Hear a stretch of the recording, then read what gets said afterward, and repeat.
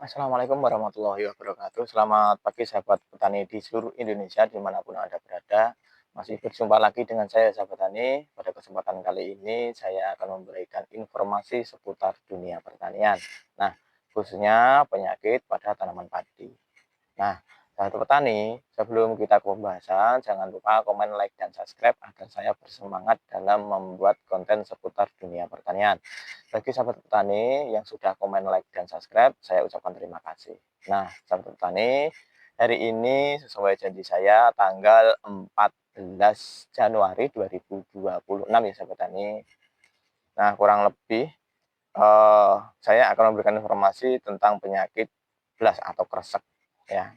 Bila mana nanti tidak ditangani dengan benar ya, penyakit tersebut akan bisa merugikan para petani atau bisa gagal panen atau terancam panen.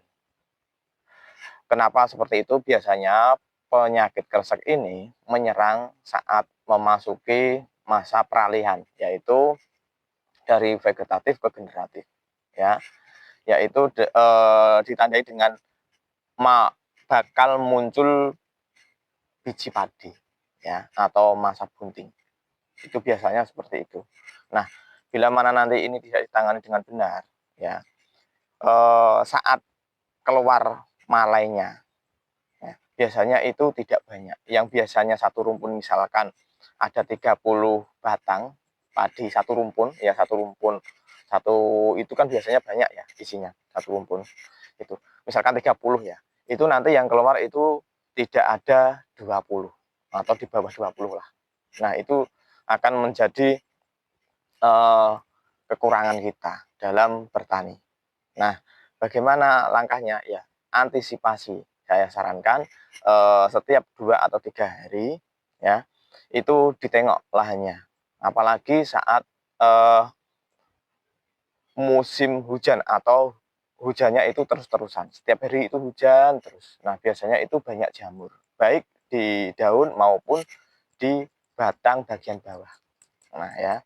Setelah itu biasanya tanda-tandanya kalau anginnya setiap hari itu ada angin terus. Entah dari timur, dari barat, dari utara, dari selatan itu biasanya angin terus. Itu memunculkan penyakit. Nah, penyakit blas ini disebabkan oleh jamur setan.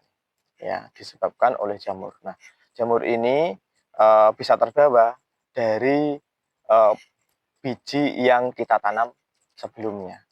Itu biasanya seperti itu. Ada juga yang misalkan biji padi sahabat tani itu tidak ada penyakitnya misalkan ya, tidak ada penyakitnya sebelumnya. Nah, itu terus kita tanam kok jadi ada penyakit blasnya. Itu bisa dikarenakan di sekitar apa namanya lahan sahabat tani itu terkena blas. Misalkan daunnya ini ada airnya ya ujungnya. Nah, airnya itu berada di daun yang terkena jamur tadi. Nah, airnya itu, air embun itu, yang butiran itu ya sahabat tani, itu jatuh. Lalu terbawa oleh arus air tadi. Arus arus air tadi masuk ke lahan sahabat tani, itu juga bisa. Nah, dan selanjutnya eh, dari angin, ya, dari angin. Angin itu juga bisa membawa penyakit. Misalkan samping kanan kiri sahabat tani itu terkena penyakit blas, ya. Punya sahabat tani sebelumnya itu tidak terkena penyakit, ya. Padinya itu sehat semua. Nah, itu bisa terkena juga sahabat tani. Ya, itu salah satunya. Nah, maka dari itu kalau memang sudah terkena blas, saya sarankan ketika mau penyebaran benih ya, penyebaran benih itu ditreatment dengan fungisida pembasmi jamur atau penghambat jamur.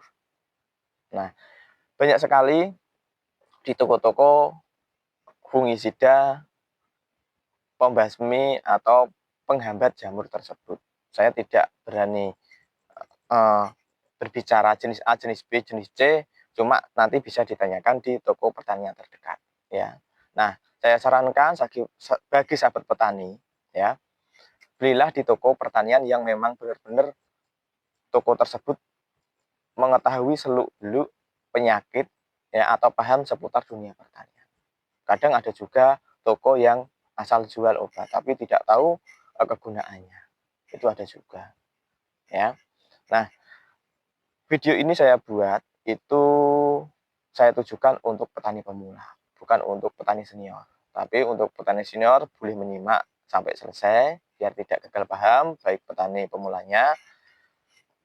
Siapa tahu dengan menyimak video ini sampai selesai, sahabat petani itu mendapatkan ilmu baru atau manfaatnya. Nah, ini salah satunya penyakit blas atau kresek, kalau biasa namanya. Saya menggunakan ini. Nah, ini per liternya itu kurang lebih 1,5 mili. Nanti kurang lebih saya karena tangki saya 20 liter, itu kurang lebih saya kasih 2 mili. Jadi per tangki nanti isinya 20 liter itu saya kasih 40 mili. Cara menyemprotnya itu cukup berembun saja, tidak usah terlalu banyak. Yang penting embun itu terkena di tanaman padi itu.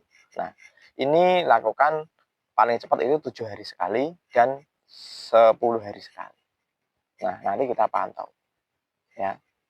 Nanti kita pantau dengan berjalannya waktu apakah dia penyakitnya itu berhenti atau menambah.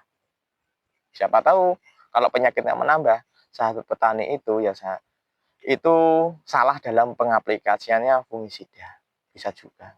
Sudah saya semprot kok tapi tidak berkurang atau berhenti, itu bisa juga. Sahabat petani itu salah pengaplikasian fungisidanya. Nah, kalau memang benar sahabat petani di lahan pertaniannya itu ada hama-nya, boleh dicampur. Tapi kalau memang tidak ada hama-nya, saya sarankan cuma disemprot tunggal saja. Jangan dicampur dengan lain. Nah, nanti kalau sudah 7 hari atau 10 hari setelah penyemprotan itu baru dipupuk daun. Nah, pupuk daun itu juga penting. Setelah pupuk tabur. Meskipun tidak banyak ya, tapi itu juga penting sahabat petani. Karena apa? Selain dapat makan dari pupuk tabur tadi, daun itu juga membutuhkan makanan lewat semprot tadi. Nah, itu tetap saya lakukan. Ya, tetap saya lakukan di tanaman jagung maupun tanaman padi. Ya, meskipun pupuk daunnya itu tidak banyak. Ya, seperti itu. Nah, untuk sahabat petani, ketika menyemprot, meskipun ada angin dari timur, ya, meskipun ada angin dari timur, itu anginnya kencang sekali, baik siang hari maupun sore hari, ya, atau pagi hari. Nah, sahabat petani itu mulailah dari timur ke barat. Kan anginnya misalkan dari timur ke barat, kita ngikutin alur itu aja, jangan kita lawan. Nanti kalau kita lawan, embun yang kita semprotkan dari sprayer kita, ya, itu akan mengenai kita. Nah, maka dari itu caranya bagaimana? Ya, caranya dari anginnya dari timur ke barat, kita dari timur juga ke barat. Seperti itu, ya. Itu salah satunya. Nah, untuk sahabat petani, sebelum ke penyemprotan ke lahan, saya sarankan 1 hari sebelum, atau misalkan ini kan pagi saya nyemprotnya, sore hari kemarin itu saya cek lahannya, itu penyakitnya apa. Jadi paginya saya baru mempersiapkan obat yang akan kita semprot. Jangan tiba-tiba pagi kita semprot belum tahu penyakitnya apa, ya. Ataukah pagi mau nyemprot sebelum kita bawa tangki semprot, ya. Kita tengok dulu penyakitnya apa, nanti kembali lagi menyemprot. Ataukah memang benar-benar yakin, oh setiap tahun penyakitnya ini dan saya sudah mempunyai obat ini. Nah, ini obat ini tahun kemarin saya petani. Ini masih untuk expirednya itu masih. Jadi ini masih saya gunakan.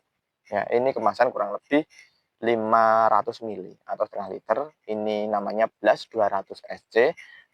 Bahan aktifnya trikonazol 200 gram per liter. Ya, fungisida sistemik berbentuk pekatan suspensi berwarna coklat untuk mengendalikan penyakit blas, ya, pada tanaman padi. Nah, nanti ini kan fungisidanya sistemik ya.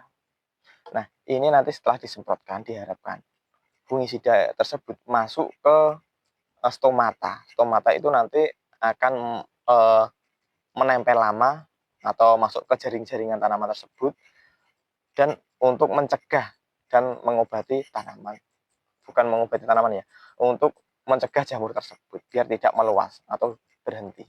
Iya, saya sukanya sistemik seperti itu. Tapi kalau kontak atau lambung, kontak itu kalau misalkan hama dalang itu ya, kalau kontak itu kalau terkena kurang lebih mungkin 15 menit atau 20 menit kalau terkena racun itu dia akan mati. Tapi kalau tidak terkena racun itu tidak akan mati. Berbeda, misalkan ini racun untuk belalang. Nah, racun untuk belalang ini sistemik. Nah, sistemik ini nanti akan meresap ke jaringan tanaman tersebut. Nah, meskipun belalang itu saat kita penyemprotan itu tidak terkena, berarti kan tidak mati. Nah, tapi ketika nanti mau makan daun tanaman tersebut, belalang itu bisa mati. Seperti itu, sahabat. Ya, itu yang bisa saya berikan. Nah, lahannya itu selisih 1 kotak dari ini, sahabat. Di sana. Dari ini akan sempat. Nah, ini. Nah, ya. Karena nanti penyemprotannya mungkin agak ribet, ya, membawa peralatan dan sebagainya. Mungkin ini tidak saya video kan, bisa juga saya videokan, bisa juga tidak. Nah, seperti ini sahabat tani bentuknya. Kayak oren-oren itu fungisidanya. Nah, seperti ini. Kayak jamur itu. Ya. Nah, saya sarankan sahabat tani untuk pengaplikasiannya fungisida itu sesuai saran saja. Biar apa? Biar penyakit tersebut itu tidak kebal terhadap obat itu. Kalau memang kita ngasihnya lebih saat ini, memang mungkin efektif, tapi untuk sebelum-sebelumnya, bukan sebelumnya, untuk yang akan datang itu belum tentu kebal terhadap fungisida tersebut. Ya, itu belum tentu. Insektisida juga seperti itu. Gunakanlah sesuai anjuran. Ya, kalau memang 1 liter itu 1 mili, ya dikasih 1 liter 1 mili. Kalau memang tidak mempan dan obatnya masih, boleh dinaikkan dosisnya. Nah, setelah penanaman ini seperti itu, gantilah atau rollinglah dengan fungisida atau insektisida dengan yang lain, ya, merek yang lain, dengan bahan aktif yang lain kalau bisa. Biasanya kan ada juga yang mereknya berbeda, tapi isinya sama. Itu ada juga. Ya, maka dari itu, sahabat tani itu bijaklah dalam menggunakan fungisida atau insektisida atau sejenisnya. Ya. Ada juga yang berpikiran kalau makin banyak makin bagus. Ada juga seperti itu. Ya.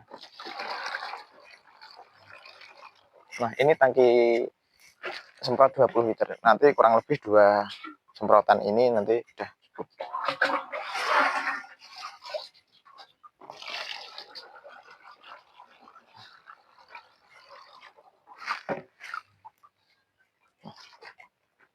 Ini sisa, ini sudah saya takar. Nanti ini saya jadikan dulu.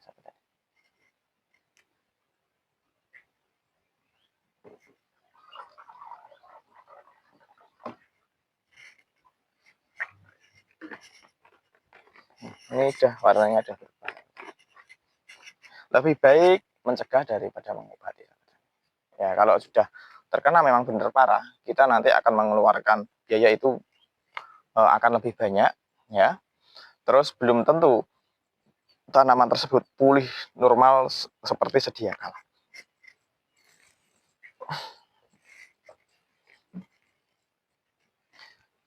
Nah, sahabat tani, kalau musim penghujan atau hujannya itu curah hujannya banyak, saya sarankan ya kurangilah nitrogen, ya, kurangilah urea. Karena apa? Hujan itu juga mengandung unsur nitrogen, ya. Jadi kalau kebanyakan nitrogen, nanti tanamannya itu bukan malah baik, tapi malah gampang terkena penyakit, baik penyakit daun atau penyakit sejenisnya. Ya, itu saya sarankan. Nah, tapi terserah sahabat petani, boleh percaya boleh tidak. Tapi kalau nanti musim tanam kedua curah hujannya tidak banyak ya sahabat tani, boleh menggunakan nitrogen seperti musim tanam pertama. Itu perlu diingat sahabat tani ya. Kalau memang benar-benar fungisidanya kuat dan sebagainya, kalau mau mencoba banyak ureanya ya tidak apa-apa. Tapi biasanya kalau kebanyakan urea, biasanya tanaman tersebut itu ketika memasuki masa peralihan atau pengeluaran bakal malai padi, biasanya itu kalau curah hujannya tinggi juga, itu biasanya banyak jamur yang berada di bawah batang padi atau yang mendekati tanah, itu biasanya itu banyak ya, yang berwarna coklat lah, yang agak kegosong-gosongan lah dan sebagainya, itu biasanya seperti itu, boleh dicek yang biasanya curah hujannya tinggi dan ureanya itu banyak, seperti itu. Nah sahabat tani, ini lahannya ya, nanti akan saya semprot dari pematang dulu, terus nanti masuk ke sana. Oke.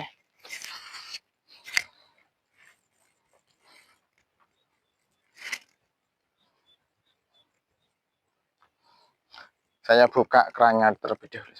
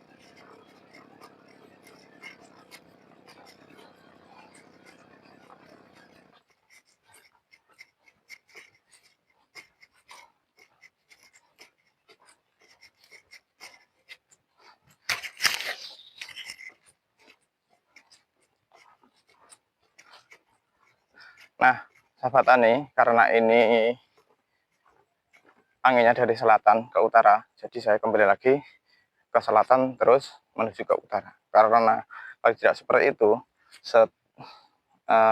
embun yang berada di sini nanti akan menghantam kita ketika kita melawan angin tersebut ya, bisa terkena kita.